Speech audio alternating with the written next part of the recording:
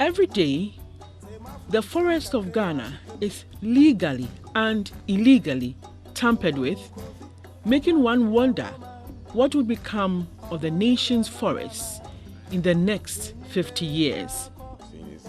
And from the FAO data, 65,000 hectares of forest are lost in a year, and that is what we are grappling with now. And to also see that whilst we were losing 65,000 hectares per year, we also started doing afforestation. So the dynamics of the forest has also changed. So although we might say that we have 65,000 hectares lost, we have also had a gain in the total calculation of whatever we have so far. But what we can always say is that the closed forest, which we all know, is what has reduced drastically.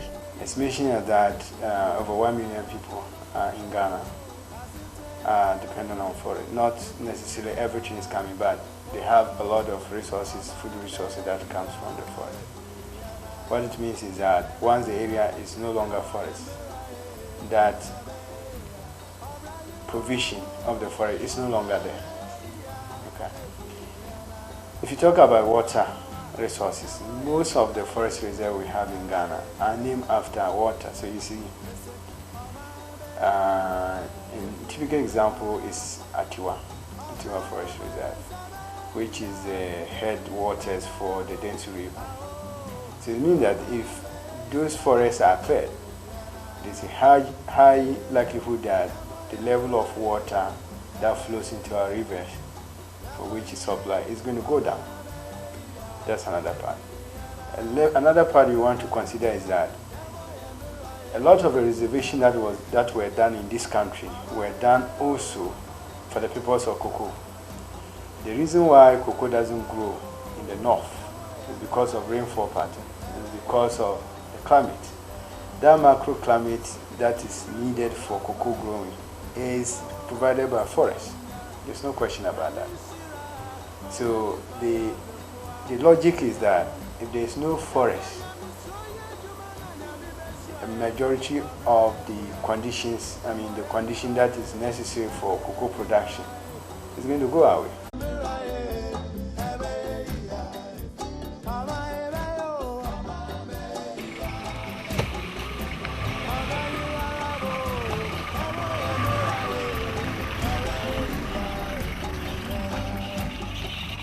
The Atiwa forest in the eastern region of Ghana is the most affected by illegal logging, commonly referred to as chainsaw or bushcat.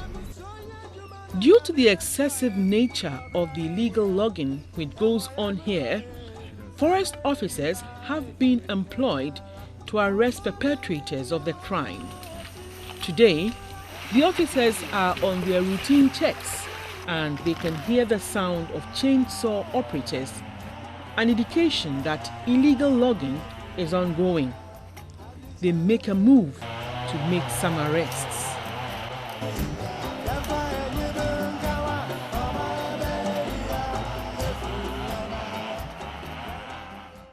One forest officer at the Atiwa forest, Mr. Isaac Jechi, tells us the difficulties they face in arresting illegal loggers.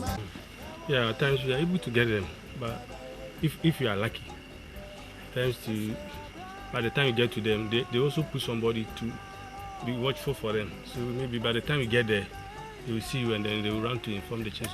At times they even use a mobile phone to alert them by way of vibration to alert them. So before you get there, they've already run away. The district forestry manager at Achimda in the eastern region, Dorothy Dampson, was not enthused about the laws on illegal logging because they are not deterring enough. She called for stiffer punishment on perpetrators. Recently, it wasn't Oboyu, but we had a case around, I think it's Sinapa. It was a Sinapa. We arrested the person. People come in pleading. So once you put your foot down, and it's not only forestry, you have the judiciary, you have the police. You don't know what happens. The person goes to court. The person pleads guilty on that day. The person is fined, or the person will have to go to jail if he's not able to pay for the fine. There and then, the person pays the fine.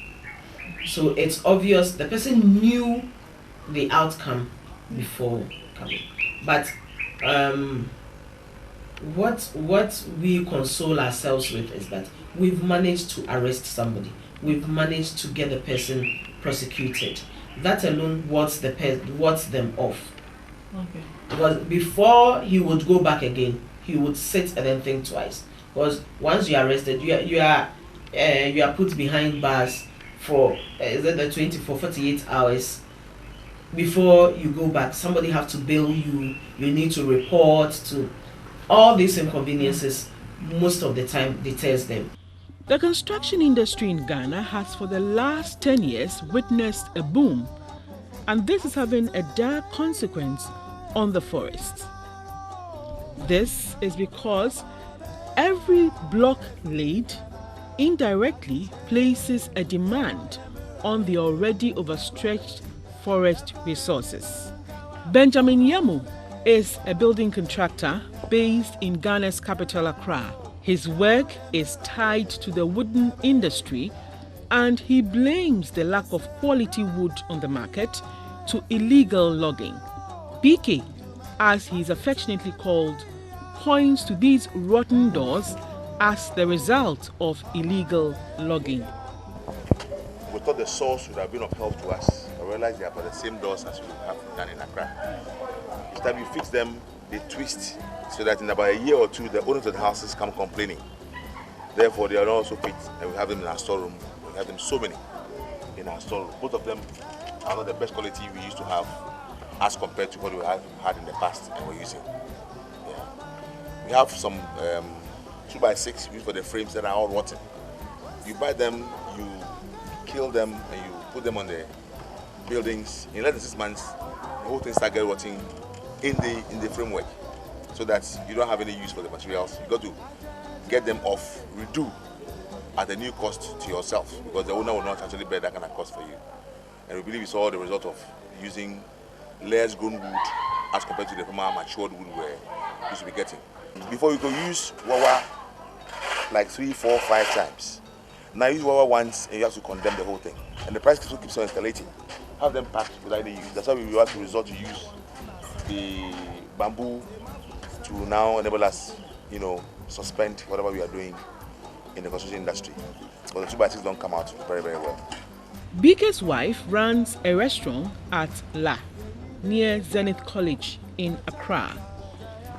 This wooden structure was built to shield patrons from being seen by passers-by, but it has given up within a space of just 1 year. My investigations as a contractor shows that the wood we used for the construction was the bush cat.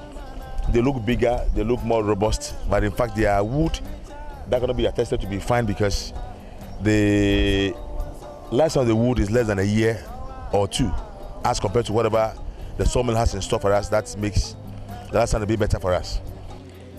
In 1952, this wood processing company was established in La. It was the first to be established there, and BK is one of the clients of this company. The co-manager, Mr. Francis Tego, says the building industry in Ghana is growing at a fast pace, but it is becoming more difficult to get quality wood on the market. In the process of a bush cut, there's a lot of waste because the chainsaw they use is normally used for felling the tree, so that after the tree has been felling, it should be moved to the sawmill machine for the sawmill machines to be used in splitting them into pieces. But when they use the chainsaw, the teeth of the chainsaw machine is thick, so it used to create a lot of waste. And normally they don't get the correct size of wood that is specific for the carpentry or the workshop to be used. So normally they create a lot of waste, and by felling a lot of the trees from the forest, they are creating a very big deforestation.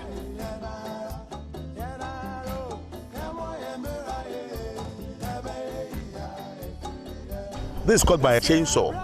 So edges are very, very, very rough. That's as you can see all through. The sawmill machines are quite clear and the edges are very, very smooth. So where this one shows the roughness of the sawmilling machine or the sawmill machine that the bushcat will refer to. This is basically the organized system we have in the system, so that whatever the edge that you are doing is quite smooth and you can actually be able to have the two clarified in between. You can see the smoothness of this one and the roughness of the other one lying on the floor here. So depending on the way you look at it, if you're experienced, you can actually know exactly what wood to buy instead of going for the rough ones you feel are cheaper from the market, which are actually called the bush cats. Sawmills have the same size throughout. If it's 1 inch thick, it is 1 inch throughout to the length. If it's 15 feet or 18 feet, it is the same thickness throughout to the full length. But normally the bush cat, you see some part 1.5, some part 2 inches, some part 1 inch. So all these have to be re-straightened, and by straightening it, you create a lot of waste to get the actual size. So normally, we as professionals in the work, we normally use the sawmill to have the correct size of wood we want to work with. And normally, we buy our products from our suppliers at timber market, who got their product from the big sawmills from Akimodan and sometimes from Kumasi, Ashanti region. This is the timber market at Achimdan, one of the hubs of timber firms in Ghana. Here, the traders of wood admit that illegal logging activities in the forest will have dire consequences on the nation and even on their work.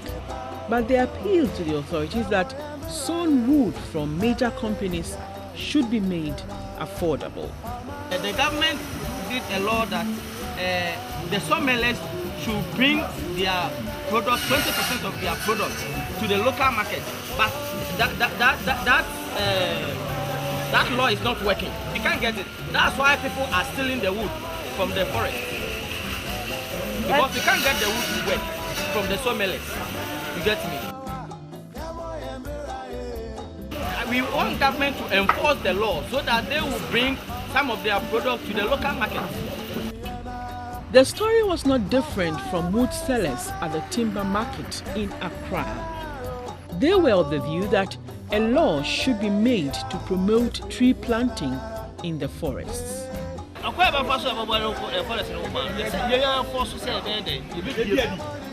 NGO, the Nature and Development Foundation, NDF, is also complementing efforts of state institutions to save Ghana's forests from further depletion. In terms of the economy, if somebody logs 1 cubic meter and you sold it and you charge VAT on it, let's say you pay even 1 CD on 1 cubic meter of log you buy. And that's the former one if you buy illegally. If you buy it illegally, you don't pay anything. You just pay the price of what they decide to sell to you, but you don't pay any tax on it. What it means is that government itself is losing big in almost all the timber that is sold in the market in Ghana. Illegal logging. Maybe the 80% of what we say is in the market, the 80% of the illegally logged timber that is in the market. Government gains nothing as way of tax from them. In Ghana, it seems the laws make the procurement of wood from legal sources more difficult than to resort to the illegal way. This, to a large extent, has led to the flooding of the market with wood from illegal sources. We have about 700,000 cubic meters of wood that is lost through chainsawing per year. And let me explain this. The forests of Ghana that we have can support the removal of 2 million cubic meters per year. If you want to stay in a exploit in a sustainable manner, the maximum that it can give us is 2 million. So if chainsaw is consuming 750 or 700,000, it means that we are left with 1.3 that we can officially exploit. But the official figures are 2 million. So added on chainsaw, you are over-exploiting the forest. A Deputy Minister of Lands and Natural Resources, Ms. Barbara Sewa Samoa, said government is the biggest player in the wood business, and as part of moves to stop illegal logging, it will procure wood from only legal sources. The ministry has come to the realization that the motivation for engaging in illegal practices so far as the timber sector is concerned is the fact that they have markets for it. And as we are all aware, government is the lead developer of this country. So we have sent proposals to cabinet and we are waiting for approval. That will ensure that every government project that requires the use of timber products will be acquired from a legal source. Once we are able to implement this policy, it will constrict the market for illegal timber. And once there's no market for it, there will be no motivation for people to engage in illegal activities. And then again, we have also realized that because there's not enough timber products on the domestic market, that is also another avenue for people who want to feed the domestic market to engage in illegal activities. That is why we are also collaborating with the timber firms to ensure that they import timber from other countries, most especially to feed the domestic market. And once we are able to feed the domestic market and then there's enough timber products on the market, from legal source of course, then those who are engaged in illegal practices will not have any market. A poet, Kabonate, adds his voice to the call for the patronage of wood from only legal sources. And now connect your umbilical cord to the Deuteronomical truth that the life of the trees of the field is man's life. Move back to the Procurement Act to act right. Now let's move back to the market. Get value for money. Buy the matured as we preserve the forest to nurture the future to future the present. The right word is right wood, the watchwood. The right wood is with smooth edge, and so smooth must your edge be. The right wood is of value, and so get value for money. Your wood must be right, and so act right to buy right.